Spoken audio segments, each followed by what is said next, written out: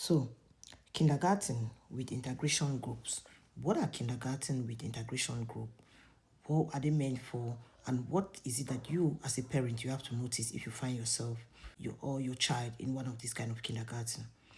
What you have to know is kindergarten with integration groups are kindergarten that have special other faculty that are working with it, that have special personals.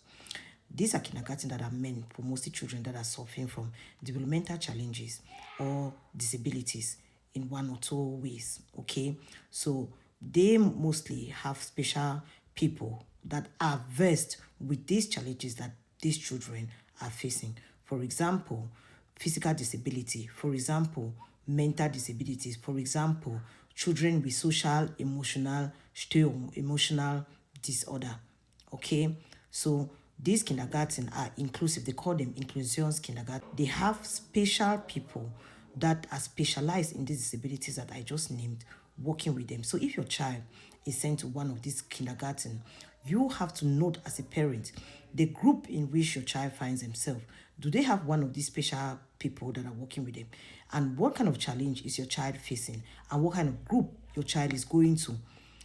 When is this person available for your child? Because remember, these kindergarten are the ones that have installed these persons there. Sometimes you may have more than one child suffering from a disability, and you have only like one of those fact personnel that are there. For example, let's take speech development.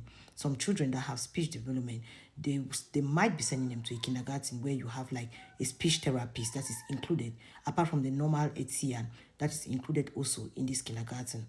So you have to ask, is it when does your child get their speech therapy there? Or sometimes some kindergarten work with speech therapists that come from outside, but they can do speech therapies with the children in the kindergarten, or even ego-therapy, what we call behavioral therapy.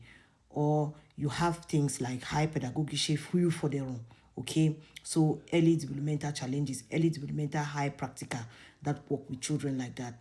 So these are the things that you have to notice. And if you are a parent, also what you have to take note is what kind of feedback are you getting from the kindergarten about your child's development. So you have to follow up these stages. You have to make sure that maybe 3 monthly, like quarterly, you get a meeting with them, schedule a meeting with them, try to find out if your child is picking up in the challenges that your child is facing. Because as I already mentioned, most of these kindergarten, they might have these people working there, but there are not many, because we know very well that in these fields, not many people do house building.